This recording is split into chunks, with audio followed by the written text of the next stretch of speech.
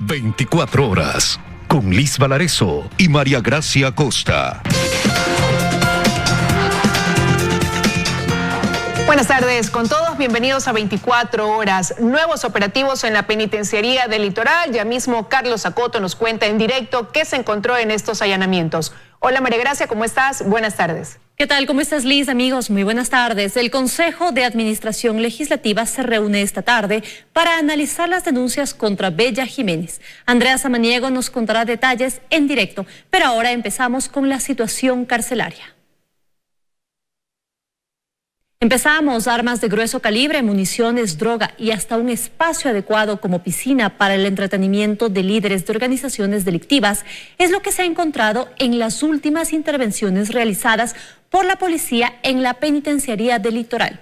Nos enlazamos con Carlos Acoto, quien nos cuenta más. Carlos, adelante. Sí, ¿qué tal amigos? Muy buenas tardes. Este martes, grupos tácticos de la Policía Nacional ingresaron a la penitenciaría del Litoral, a realizar una nueva requisa. Esta vez la novedad del hallazgo de un fusil de fabricación norteamericana automático que fue encontrado en el techo del filtro de seguridad del pabellón número 10 de la penitenciaría del Litoral. En esta acción de las autoridades también se encontraron municiones y sobres con droga.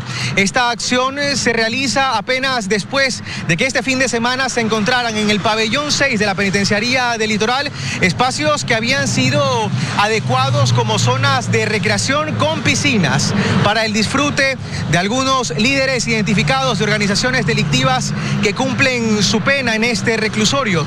Tras estos hallazgos hemos confirmado que el coronel Franklin Huerta, director de la penitenciaría del Litoral, ha colocado su renuncia. Les hemos preparado un reportaje al respecto. Adelante. Este es un fusil American Tactical calibre 223 de fabricación estadounidense. Está catalogado dentro del grupo de armas full automáticas, es decir, que dispara en ráfaga. Y por su potencial altamente destructivo, su venta está restringida en Estados Unidos. Sin embargo, ha sido encontrado en manos de miembros de carteles mexicanos, colombianos, y este martes fue encontrado en el pabellón 10 de la penitenciaría del Litoral. La policía lo encontró escondido en el techo de la caseta de seguridad ubicada en ese punto. Su valor oscila entre los $7,000 y $8,000. Este hallazgo se da apenas 2 días después de que la policía encontrara subametralladoras, fusiles y municiones en una vivienda ubicada en la ciudadela El Recreo en Durán. Armamento que según investigaciones se pretendía ingresar a la penitenciaría del Litoral. Según el jefe de la DINASED de la zona 8, cada vez es más frecuente el hallazgo de armas de grueso calibre, que son utilizadas por las organizaciones narcodelictivas. Ahora ya encontramos indicios de balísticos de armas largas, como es la 223 especialmente. El pasado 13 de agosto se encontraron 9,5 toneladas de cocaína en un domicilio en Vergeles. Ahí también se incautaron armas largas, una de ellas incluso con mira para francotirador, capaz de alcanzar un objetivo a más de 2 kilómetros de distancia. Es el poder de las organizaciones narcodelictivas en las calles y también dentro de prisión. Pues en la penitenciaría no solo se ha encontrado armas, sino también lujos. El fin de semana en el pabellón 6 se encontró una zona que había sido adecuada como piscina. En la pared, grafitis con logos de bandas delictivas y los nombres de sus líderes. Parece que es un espacio que era para recibir a las visitas, pero lo habían ellos cerrado todo y empezaron a llenar de agua. ¿Sí? Al momento la penitenciaría del Litoral está bajo encargo, pues este martes, tras los últimos hallazgos, el coronel Franklin Huerta renunció a la dirección del penal. Estos hallazgos, según las autoridades, demuestran el poder que mantienen las organizaciones delictivas en las cárceles del país, pero en particular en la penitenciaría del Litoral. Durante este miércoles las visitas han permanecido suspendidas, pues la Policía Nacional ha continuado ingresando a los predios de este reclusorio para realizar requisas de rutina, pues se ha admitido que pese a todo no se ha logrado desarmar completamente a los privados de libertad. Es lo que podemos informarles desde la penitenciaría del Litoral. Seguimos con mucho más desde estudios. Buenas tardes. Buenas tardes, Carlos. Muchísimas gracias por ese reporte. Vamos a revisar otros temas. Las secuelas de la tercera ola migratoria de ecuatorianos a Estados Unidos se evidencia mayormente en la zona rural de provincias como Azogues y Cañar, donde parroquias y comunas se han convertido en pueblos fantasmas. Nos enlazamos con Luisa María Heredia, quien nos cuenta más. Hola Luisa, buenas tardes, adelante. ¿Qué tal, compañeras en estudios, amigos televidentes? Buenas tardes. Comunidades prácticamente vacías es lo que encontramos en nuestro recorrido por la provincia de Cañar, desde donde salieron la mayor cantidad de migrantes ecuatorianos, principalmente durante el segundo trimestre del año. La crisis económica agravada por la pandemia originó esta nueva ola migratoria que Ecuador atraviesa y que deja a un sinnúmero de familias incompletas. Les hemos preparado un reportaje. Quilloac, parroquia del cantón Cañar, el sector de Viacuitún Alto en el cantón Biblián, la comuna Yalupat de Tambo y la comunidad de Ahuilán en Azogues tienen algo en común, lo solas que están. Así lucen sus caminos, las casas y los cultivos. El éxodo de sus habitantes los convirtió en pueblos fantasmas, pero buscando viviendas en Quilloac que no tuvieran un candado en la puerta, dimos con la única que parecía habitada en el área, la de Segundo Callizaya. Él vive con su esposa y sus nietos de 6 y 5 años, pues su hijo y su nuera migraron a Estados Unidos en mayo. No teníamos económico bastante y no podíamos ir avanzando más estudios.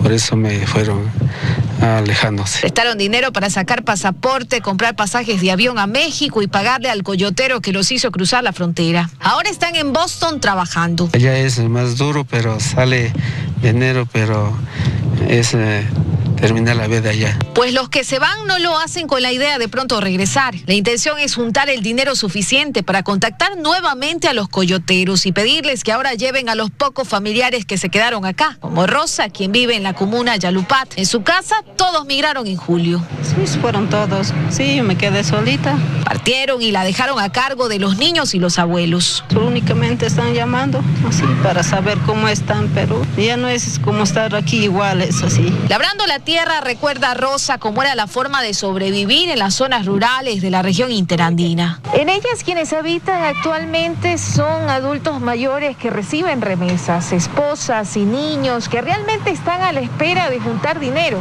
para emprender el mismo periplo.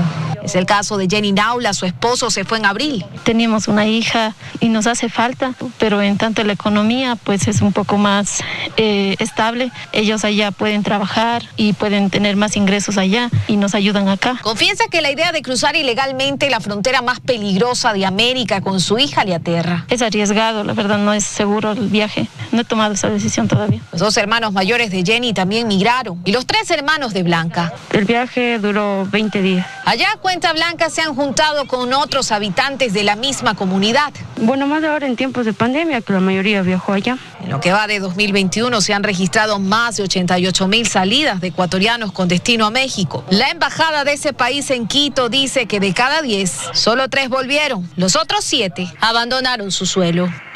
El gobierno ha reconocido esta problemática actual. De hecho, encendió una alerta para el trabajo interinstitucional al conocer los altos flujos migratorios registrados. Desde el Viceministerio de Movilidad Humana se ha hablado incluso de una articulación internacional con entidades de Estados Unidos que también está interesado en frenar esta nueva ola migratoria de ecuatorianos. Las acciones se esperan. Es lo que les puedo informar desde acá. Ustedes tienen más estudios. Muy buenas tardes. Muy buenas tardes, Luisa María. Muchísimas gracias. Y mucha atención, usuarios del registro civil en la ciudad de Cuenca. Les informamos que a partir del 30 de agosto la entidad solo atenderá a los ciudadanos que tengan turnos virtuales para obtener su cédula y pasaporte ordinario. Para sacar el turno, el usuario debe agendar la cita en la plataforma virtual del registro civil. Esto a través de la página www.registrocivil.gov.es. Luego debe pagar por el servicio en línea o en los puntos de pago habilitados y acudir a la agencia para ser atendido. Bueno, el usuario ahora tiene que ingresar a la página web del registro civil, crea su perfil con usuario y contraseña, luego escoge cuál es el trámite que desea realizar, cédula o pasaporte, ahí se le despliega una orden de pago para que pueda pagar vía web con botón de pago, tarjeta de crédito o débito o acercarse a una agencia bancaria. Luego de esto se le despliega el calendario para que pueda escoger la fecha y la hora que desee venir al registro civil.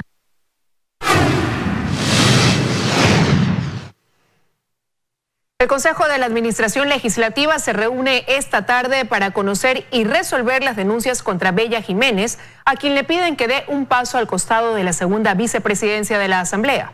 Andrea Samaniego nos tiene más detalles desde el Legislativo. Buenas tardes, Andrea, te escuchamos. Gracias, ¿cómo está? Muy buenas tardes. Así es, hay expectativa aquí en la Asamblea Nacional respecto a la reunión que mantendrá el CAL a las 4 de la tarde, en donde se espera conocer y resolver las 2 denuncias presentadas en contra de la segunda vicepresidenta de la Asamblea Nacional, a quien también le piden que dé un paso al costado. Además, aquí se ha señalado que una vez que inicie la investigación en contra de Bella Jiménez, pues saltarían otros casos de asambleístas también vinculados supuestamente a casos de diezmos y también de gestión de cargos públicos. Pero veamos el siguiente reportaje. Esta tarde el CAL definirá si investiga o no a la legisladora Bella Jiménez, acusada de supuestamente gestionar cargos públicos. Las hemos podido revisar, podemos manifestar de que se ha cumplido con los requisitos formales, pero obviamente tenemos que esperar que reunirnos como CAL y escuchar la decisión por parte de los demás miembros. De forma unánime esperemos se pueda calificar. La mayoría de los bloques legislativos impulsa que se realice esta investigación contra Bella Jiménez, sin embargo consideran que ella debe dar un paso al costado a la segunda vicepresidencia de la Asamblea. Ella solicitó una licencia sin sueldo y en ese sentido sea su alterno quien tome posesión de la curul. Renunciar al cargo en este momento o darle su licencia dentro de ello para que ella pueda defenderse de manera efectiva. Pero la investigación de Jiménez podría sacar a la luz otros casos. ¿Son casos de gestión de cargo público, de diezmos? Son casos de asesores y de propios legisladores que están incurriendo en la vieja práctica de abuso del poder, porque es abusar el poder de un legislador. En los próximos días haré público el documento. Yo he pedido al Contralor que me remita el estado de situación de todos los legisladores y legisladoras que tienen informes o expedientes. Si hay procesos que están tanto en Contraloría como Fiscalía, avancen en ese sentido y tomemos el proceso de depuración. Aquí nadie debe tener miedo y mucho menos si no tiene nada que esconder. Según Villavicencio, el caso de Bella Jiménez era un secreto a voces. El bloque de UNES tenía esta información. Los maestros del diezmo y el soborno no pueden dar lecciones aquí. Ellos sabían de esto. Y otros legisladores sabían. La investigación que se realice en la Asamblea podría durar de 20 a 40 días. En Quito, Andrea Samaniego, 24 horas. Y bien, habrá que esperar la decisión del Consejo de la Administración Legislativa, que está convocado para hoy a las 4 de la tarde. Allí los legisladores deberán tomar una decisión sobre este caso. Nosotros estaremos pendientes de lo que se desarrolla aquí en la Asamblea Nacional. Ustedes tienen más noticias. Muy buenas tardes. Buenas tardes, Andrea. Muchísimas gracias. Y en medio de escándalos y poco trabajo legislativo, la Asamblea Nacional cumplió 100 días en funciones. Analistas creen que recuperar la imagen de la Asamblea dependerá de la altura con la que se traten los proyectos de ley venideros. Han pasado 100 días desde que la Asamblea Nacional empezó sus funciones. El primero de los retos, coincidían todos, era levantar la imagen del legislativo, pues sus predecesores se despidieron con menos del 10% de aceptación según varias encuestas. Pero esa tarea está resultando bastante complicada, pues el legislativo llega a sus 100 días envuelto en un escándalo por presuntos actos de corrupción, protagonizado por la segunda vicepresidenta de la Asamblea Nacional, Bella Jiménez. Y por uno pagan todos, dice Arturo Moscoso, analista político. Eso le afecta a toda la legislatura, ¿no? Y es bastante preocupante. Habrá que ver de qué forma se sanciona a Bella Jiménez, dice Moscoso, recordando lo ocurrido con Rosa Cerda. Y en eso coincide el también analista Hernán Pérez Luz. El problema aquí en el Ecuador es la impunidad. Si estos actos de corrupción que se han denunciado no son sancionados con severidad, entonces lo que va a suceder es que estos actos de corrupción se van a repetir. En materia legislativa la tarea es larga, aseguran. Por lo pronto la Asamblea ha aprobado 4 proyectos en segundo debate que habían sido heredados del periodo anterior. Ha tramitado 4 vetos presidenciales también a proyectos anteriores, mientras que en primer debate ha tratado 10 proyectos y un juicio político. Evidentemente el llegar a acuerdos va a ser complicado. No se diga aún cuando lleguen las leyes importantes, ¿no? Sobre todo los del aspecto económico, las leyes del aspecto laboral. Hay otras iniciativas que ha presentado el Ejecutivo, una la de educación superior y la otra la de la proforma presupuestaria. Yo creo que vamos a estar atentos los ecuatorianos de cuál va a ser la actitud de la legislatura. Según la encuestadora CLIC, el 39,61% de los ecuatorianos aún confía en la Asamblea Nacional, mientras el 34,08% no lo hace. Es la evaluación del legislativo tras 100 días en funciones. En Guayaquil, Carlos Acoto, 24 horas.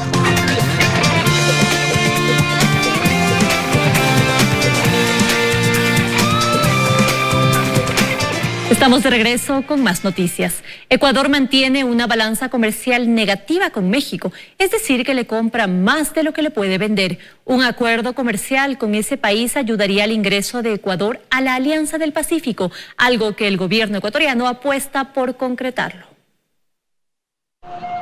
El acuerdo comercial con México es el paso final para que Ecuador entre a la Alianza del Pacífico. El gobierno lo sabe y por tal razón el presidente Guillermo Lasso personalmente intenta destrabar las negociaciones con su homólogo mexicano y el sector empresarial. La historia comercial entre ambos países no es del todo buena para Ecuador. El país exportó en 2020 a México 90,8 millones de dólares, pero importó 537 millones, la mayoría distribuidos en productos farmacéuticos, químicos, transporte y aparatos de uso doméstico. Es uno de los 4 o 5 países con que hemos mantenido una balanza comercial negativa de manera sostenida. México ha mostrado su interés por concretar un acuerdo comercial, aunque pone reparos a la entrada de productos ecuatorianos, entre ellos camarón, pescado, mango y cacao. Entonces uno dice, ¿entonces qué voy a negociar con Ecuador? Si esos son los productos que más exporto.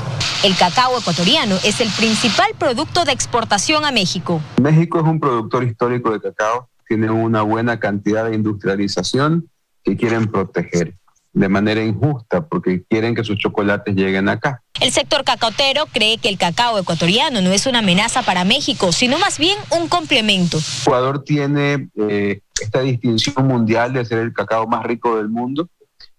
Tiene la distinción de tener la mejor conversión para manteca en los granos SN51 y son valores que aportan a la paleta de sabores mexicana, que es muy rica y muy buena, pero distinta a la nuestra.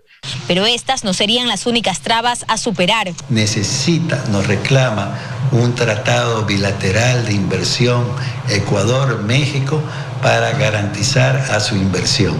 Entre ambos países existe un acuerdo de alcance parcial vigente hace más de 28 años y que no ha sido actualizado. Joana Ramos, 24 horas. Las exportaciones tradicionales de Ecuador se estancaron durante el primer semestre del 2021. El sector exportador pide la eliminación del impuesto a la salida de divisas y la puesta en marcha del drawback para mejorar la competitividad de los productos nacionales en el exterior. En 2020, el año más duro en lo que va de la pandemia desatada por el coronavirus, el sector exportador tuvo un importante desempeño en los ingresos del fisco. Solo ese año, las ventas al exterior trajeron poco más de 15.000 millones de dólares. Y si actualizamos las cifras, el primer semestre de este 2021 registra un 12% de crecimiento en las exportaciones no petroleras. Pero si revisamos a detalle estos datos, el crecimiento se da gracias a los productos no tradicionales, porque otros como el camarón y el banano no tienen la demanda que años anteriores. Que lo veníamos advirtiendo, ya lo veníamos analizando nosotros desde el año anterior, que esto iba a suceder a medida que la pandemia, mientras más se prolonga, lógicamente la economía de los hogares disminuye y esto hace que la crisis económica a nivel mundial busque productos más baratos y nosotros tenemos costos caros. En el caso del banano, uno de los productos estrella de la canasta exportable local, redujo sus envíos en un 4%, lo que se tradujo en un 10% menos de ingresos. Las razones: mal clima, costos y problemas logísticos. Y al interior, incrementos en los costos y gastos de exportación, sobre todo por incremento en cartones, plásticos, obviamente por el tema del incremento del petróleo a nivel mundial, etcétera. Desde el sector exportador hay otro tema que preocupa. En la proforma presupuestaria que envió el Ejecutivo para análisis de la Asamblea, no se hace referencia al drawback ni a una posible reducción del impuesto a la salida de divisas. Es una de las aspiraciones del sector exportador que ha venido retrasado desde hace 4 o 5 años y que hace casi 2 ha sido incorporada en una ley y lo que pedimos básicamente es el cumplimiento de la misma mediante la debida reglamentación. Solo por impuestos y aranceles, el sector calcula egresos por al menos 500 millones de dólares al año. No podemos seguir pretendiendo resultados diferentes haciendo las cosas de la misma manera. Desde el pasado 1 de agosto, el gobierno redujo aranceles para 667 partidas de insumos, materias primas y bienes de capital que el sector productivo importa. Joana Ramos, 24 horas. Un informe de Contraloría observa irregularidades en el municipio de La Joya de los Hachas. El rubro no justificado sobrepasa el $1.000.000. La Contraloría dio a conocer que se identificó pagos por 1.1 millones sin justificación en el municipio de La Joya de los Hachas. El informe hace referencia a contratos realizados entre enero del 2016 y diciembre del 2019 para la construcción y protección de la cubierta de la plaza cívica, obra que debió declararse desierta, debido a que las empresas oferentes no cumplían los parámetros requeridos en los pliegos. Rodrigo Román nos contó que fue él quien gestionó los recursos para esta obra. La elaboración del proyecto y la contratación, entrega de anticipo. En realidad nosotros no pudimos tener el tiempo para poder hacer la recepción de esta obra, sino la nueva administración. La actual administración recibió la obra. Sobre el caso, el alcalde subrogante respondió: se nota de que ha habido un mal manejo en estos contratos. El informe también hace referencia a proyectos paralizados, como el contrato de pavimentación de las calles de los barrios Luz de América y 9 de Octubre, lugares que no contaban con alcantarillado en aquel entonces. Además, la construcción del sistema de agua para varias comunidades, que fue suspendida por la carencia de sustentos técnicos y legales. La Contraloría comunica para que en su momento los servidores podamos justificar. Nosotros como municipio proveer de la información necesaria que la Contraloría al respecto requiera. Finalmente, el órgano de control hizo la recomendación de ejecutar las gestiones pertinentes en el marco de la normativa vigente para proteger los recursos entregados a los contratistas en calidad de anticipo. El presidente de la Federación de Barrios pide y no solo se investigue, sino que también se sancione a los responsables. La ciudadanía necesita claridad y no sea simplemente un alboroto y todas las cosas queden en el impune como siempre queda, ¿no? En Orellana, Mario Bejarano, 24 horas. Estamos de regreso con más información. El Ministerio de Salud convoca a todas las personas mayores de 16 años que no hayan sido vacunadas a acudir desde ya a recibir sus dosis. Mientras tanto, aún analizan si a los jóvenes de entre 12 y 15 años se les colocará una sola dosis de la vacuna de Pfizer o si se ampliará el rango entre la primera y la segunda dosis. A nivel nacional, todavía un 20% de la población mayor a 16 años no ha sido vacunada. Por esto, el Ministerio de Salud convoca a que todos acudan desde ya a recibir su dosis. También hemos abierto a la población general. Todo aquel que no haya recibido su primera dosis puede acercarse a cualquier centro de vacunación para poder hacerlo. Para ello hemos entregado a los centros de vacunación la vacuna CanSino, que es monodosis. Según la autoridad, hay provincias que tienen una amplia cobertura de vacunación, pero otras todavía les preocupan. Estamos casi en el 80% de la población objetivo. Sin embargo, queremos ampliar a ese 20%. Son personas que que no han recibido la primera dosis. Coincide el experto epidemiólogo Enrique Terán que es importante, después de cumplir con la propuesta de campaña, continuar con la vacunación para ampliar la cobertura. Hay que aplaudir el lograr cumplir la meta 900, pero es un paso inicial de lo que todavía hace falta trabajar para que el Ecuador esté en una circunstancia beneficiosa y podamos tener, digamos, control de la pandemia. Y respecto a lo dicho por la ministra de Salud sobre una sola dosis para los jóvenes, según el viceministro, todavía están esperando informes para decidir qué hacer, pues se basan en el aparecimiento de posibles reacciones. Y en base de los informes tomaremos la decisión que sea más adecuada. Hay un criterio del organismo de control sanitario del Reino Unido que recomienda aplicar una dosis o el extender el periodo de aplicación entre dosis como un criterio para reducir el riesgo de pericarditis o miocarditis. Hay unos pocos casos reportados de problemas cardíacos, pero al igual que ha sucedido en ocasiones anteriores, son casos aislados que no llevan a una conducta como para tomar decisiones radicales, y pensar en la medida de lo posible en ampliar el rango vacunal hacia los niños desde los 3 años de edad. A partir del 13 de septiembre iniciará la vacunación de los jóvenes de 15 años en adelante, pero ahora en centros de salud. En Quito, María Gracia Acosta, 24 horas.